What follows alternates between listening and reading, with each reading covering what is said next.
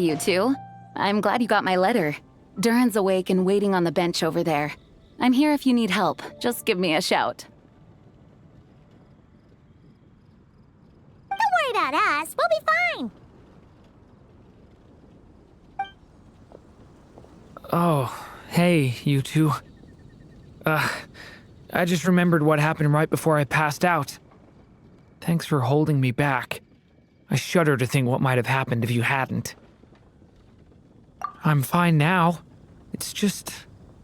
a lot of people seem to have forgotten me. Don't worry. We'll figure out a way to fix this. Why don't you start by telling us what happened? It felt so strange. After I realized no one recognized me anymore, I suddenly felt like I'd completely lost contact with my body. Abyssal power lies sealed within this body I inhabit. So when I lost my connection to it, I lost control of that power too. It wasn't until I heard everyone calling my name that I was able to reconnect with my body.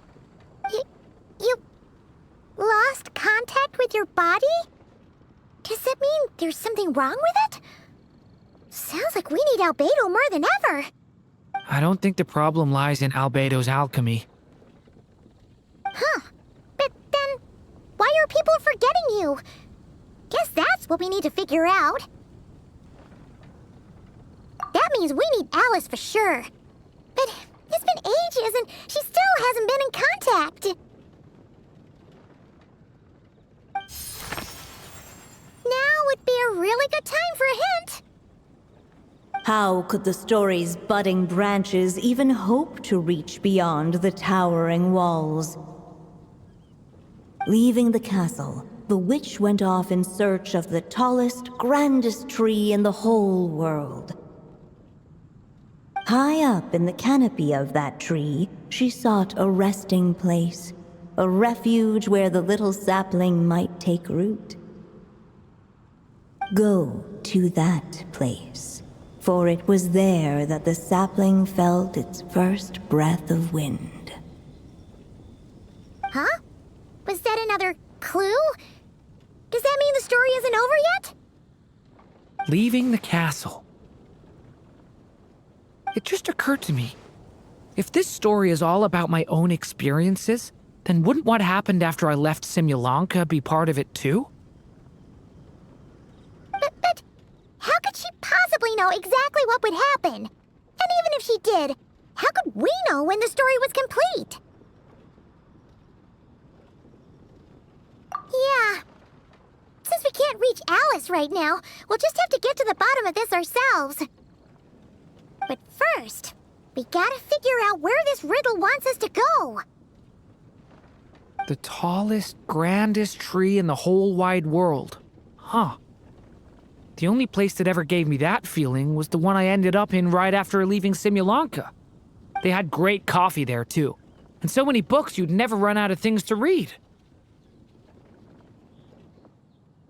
Think about it. Our search in Mondstadt began in a library, right? Well, Sumeru City's got one of those too, and it's absolutely huge. What do you say? Should we try looking there? Huh.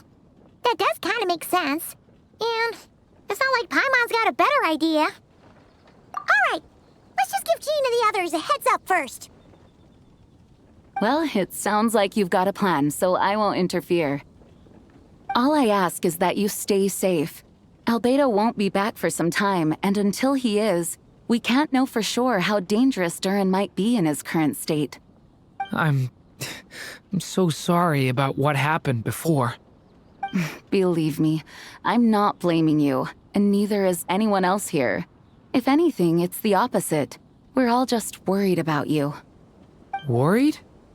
About me? Come with me. I want to show you something. As soon as they heard you were awake, they all hurried over to see how you were doing. You all came to see me? A little birdie told me you're working on finishing a storybook. So maybe all those people losing their memories is just a plot twist, waiting to be resolved. Miss Lisa, you always seem to know how to put my mind at ease. Please, everyone, don't worry about me. When I get back, I'll find a way to complete my mother's story, and the one we started, too.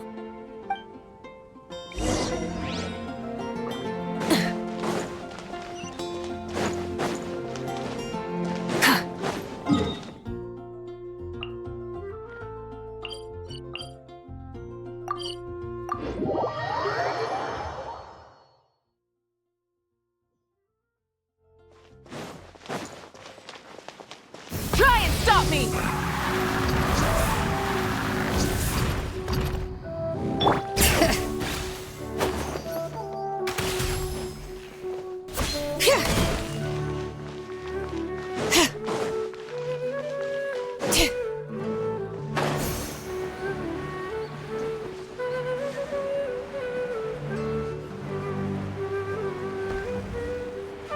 Bring it!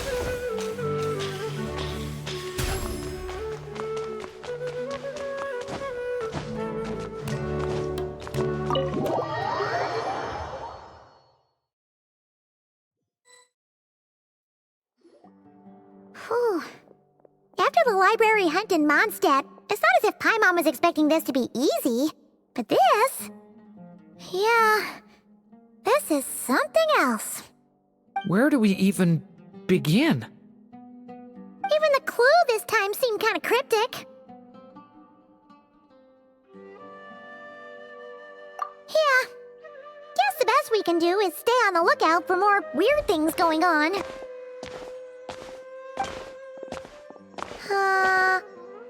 Huh? Sorry, what was that? I'm here to return Volume 5. According to the catalog, Volume 5 of this series is not available for loan. I can't accept the return of a book that was never checked out in the first place. Let me put it this way. My copy is complete. Yours, on the other hand, is missing large amounts of content. So you should swap it for mine instead. Sir, you have to understand. Managing a library is a serious business, and we have protocols in place for this kind of thing. I can't just replace an important volume in our collection based on nothing more than your word. Hey! Look what the Wandering Tom dragged in! Oh, it's you. And, what is it you're doing here? I'm a traveling scholar, as you know. Isn't a library the most natural place for me to be? Well, the last time we saw you was all the way in Notcry. Paimon just didn't expect to suddenly see you in Sumeru, that's all. There were some things I needed to come back and take care of. Some documents had gone missing, so I tracked them down, restored them to the original condition. And now, I'm here to return them. And considering what I'm planning to do next, it feels like a weight off my shoulders. What's going on with you, huh? You look like a kicked puppy. Hat guy. Ah, at least you haven't forgotten about me. What's that supposed to mean?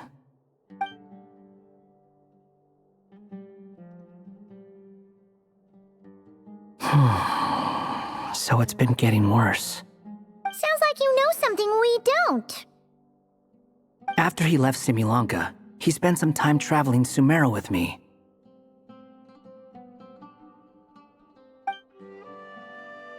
I was working on several texts at the time, and I stumbled upon something strange. Anytime Durin of Simulanka was mentioned, before long, the record would disappear, which means all the remaining records on Durin are about the evil dragon that fell on Dragonspine. How did you even discover that? If I remember correctly, Hat Guy loved the time he spent in Simulanka so much that he started writing a travel log. That's besides the point. The fact is, you're not affected by the ley lines of this world. I'm sure you can grasp the implications of what that means. His case is different from mine. It's more like the world itself refuses to accept his existence. It started with a few written records, but now, it sounds like it's spread to people who never met him or didn't know him well. At this rate, the whole world might forget him altogether. The whole world? But that includes all my friends in Mondstadt, and even Hat Guy, too. So that's what you've been worried about all this time? Why didn't you just tell me? There are more important questions right now, like figuring out how to fix this. That mage clearly cared a lot about her child. She left that book behind for a reason. If you want answers, isn't that the place to find them? You think that didn't occur to us already? Problem is, we need to find the memory that unlocks the next chapter first. Mind if I take a look? I just want to know what secrets this book is hiding. Besides, I've run into a bit of red tape, so I've got time. Of course. Be my guest. So, the memory we've been looking for was about you all along?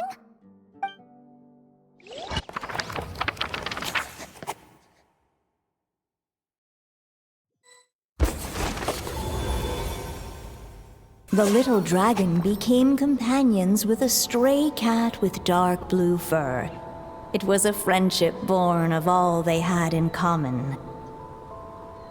He left his castle at the stray's invitation, setting out to explore the world beyond its walls. There, he grew fond of the outside world, eager to make friends and share the story of his life. Taken by the dragon's story, the stray tried to write it down. But he soon realized that no matter how he tried, it would always warp into the evil dragon's tale.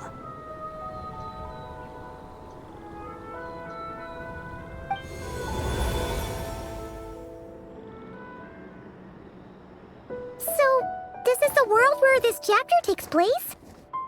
Looks like we're at the top of some kind of gigantic tree. This one must be about what happened to me when I first arrived in Tevat. No wonder the memory that unlocked it was about Hat Guy. Most of my memories from that period were. Hold on. Anyone want to explain how I ended up looking like this? Maybe you've become a character in the story too. You see me as a stray cat? A wandering Tom, to be exact. You should count yourself lucky. Of all Durin's friends, your character is by far the most memorable. Maybe it's because I've known Hat Guy for longer, so my impression of him is more vivid than the others. Vivid? Then how come you haven't changed one bit? Guess that means the impression the traveler left was so vivid, it didn't need changing.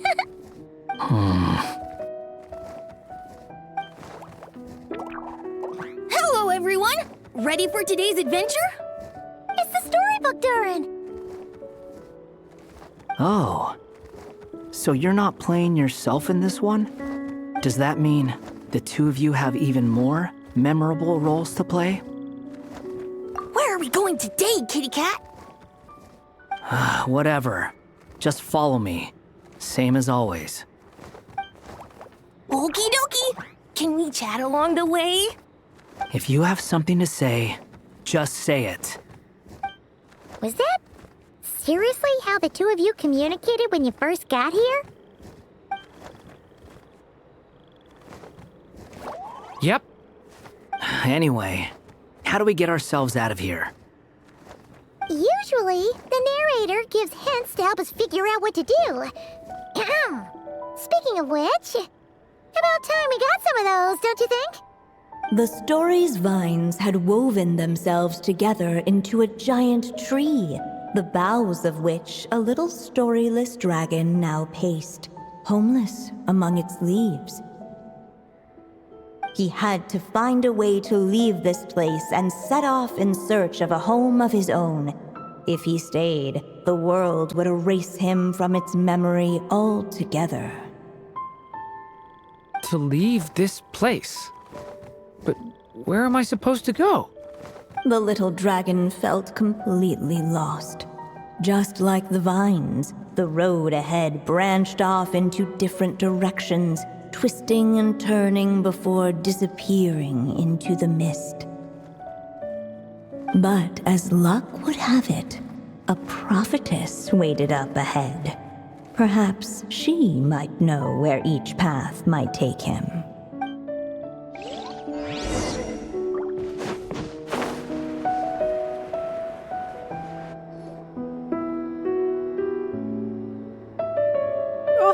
You must be the little lost dragon. It's true. My friends and I are lost. This meeting was no accident.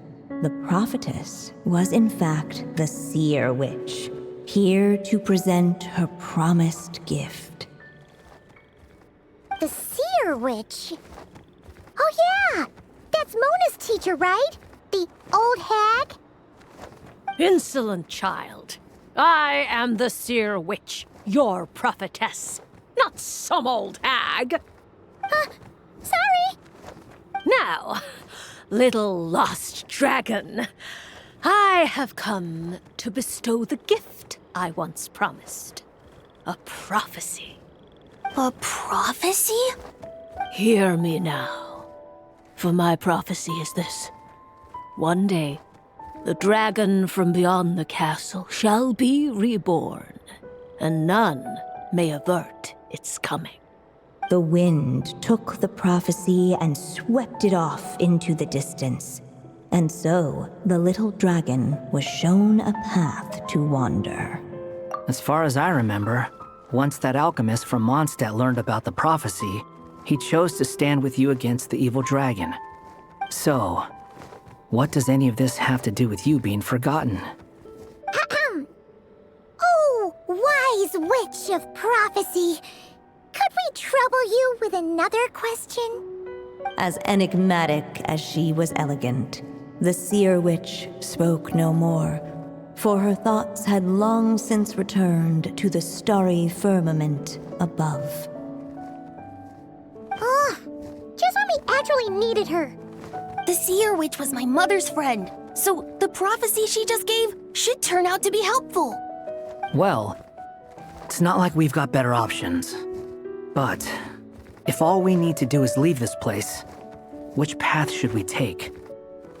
Why don't we take a look around?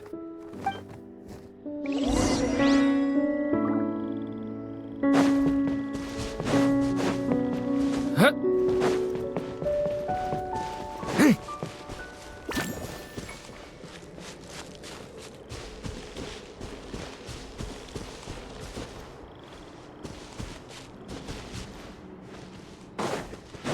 The wind kept blowing, but the little dragon had not yet resolved to follow it. Before him lay a foggy path, and where it might lead he could not tell.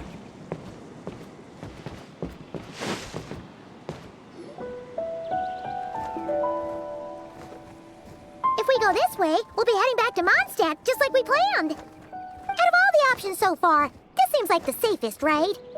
At least we know what happens next. He helps stop the evil dragon from returning, gets a new body, makes a whole bunch of friends, who all just forget about him. But you didn't forget, Hat Guy. I'm just saying, choosing this path wouldn't solve the main problem. You'd still end up being forgotten. Huh.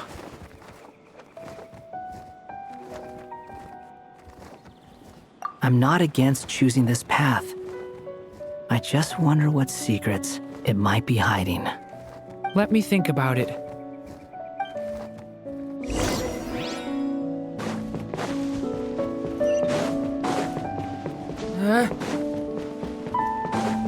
I still think you should keep going, little dragon. If you leave the castle, you can accomplish something amazing and make a bunch of friends along the way. Really? Then let's go! Unable to preserve his story, the little dragon wandered astray. Fortunately for him, a certain prophetess had left behind a prophecy to guide him. The wind took the prophecy and swept it off into the distance, and so the little dragon was shown a path to wander. Following the wind's guidance, the little dragon made his escape. In turn, the prophetess affirmed the little dragon's choice, leaving an extra secret as her parting gift. Now that you've made up your mind, I shall keep my promise by explaining Fate's little trick. Long, long ago, the gods of the high heavens gave the world outside the castle a magic of its own. They called it storytelling.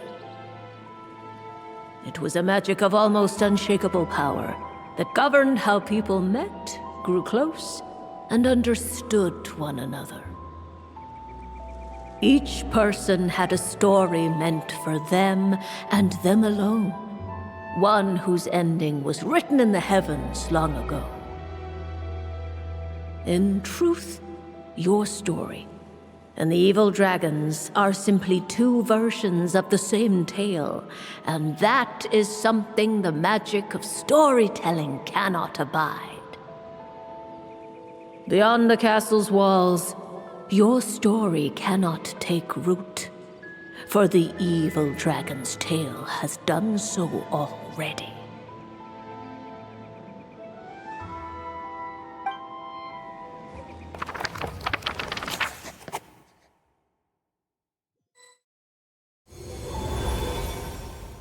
So, that was the secret? Huh. But what does that mean? You still don't get it? Simulanka Durin and Tevat Durin share a special kind of connection. Their fates are mirror images of one another. While they were in two separate worlds, there may have been some mutual influence, but their fates were independent. But when Simulanka Durin came to Tevat, a version of his fate already existed there. So, how can two fates exist at the same time? The answer is, they can't. The rules of this world don't allow it. You can't return a book you never checked out in the first place. So, what's Durin supposed to do?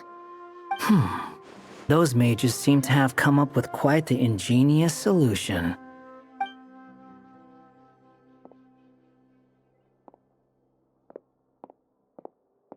I'm here to make a return. As I said, there's no record of Volume 5 of this series ever being checked out. Then just think of this as Volume 6. Based on what I know, the author was planning on publishing another volume anyway. The catalog does have a slot reserved for Volume 6. So, this is it? Sure, let's go with that. All you need to know is, I'll be the one writing this series from now on. You...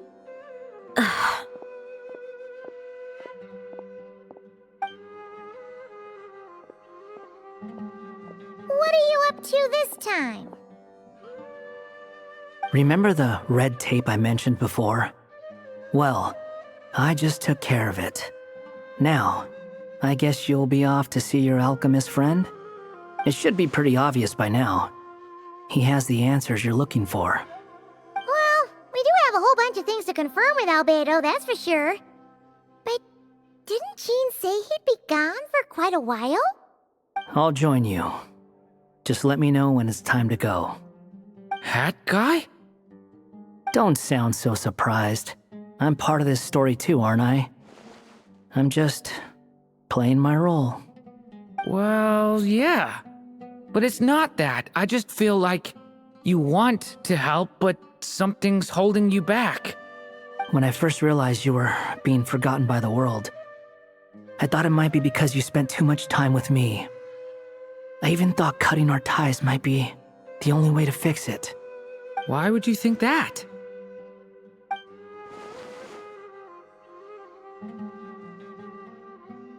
it doesn't matter now. Judging from the answer this book has given us, I was probably overthinking it. Just as well. With the ley lines rejecting him like this, the people who still remember him are his only remaining connection to this place. If that last fragile tie was broken, who can say what devastation his unbound body might unleash? And to think I'm one of the people keeping you here, instrumental in helping change your fate. Can't say I saw it coming. Well, if it's good enough for Hat Guy, it's good enough for me. After all, he is about as odd as humans get. Excuse me? With some people, even if you try asking a simple question, they'll always give you a complicated answer. And the more you ask, the more complicated it gets. Truth is, Hat Guy's just that kind of guy. Whatever. All I needed was a yes or no, so we can quit it with all the back and forth.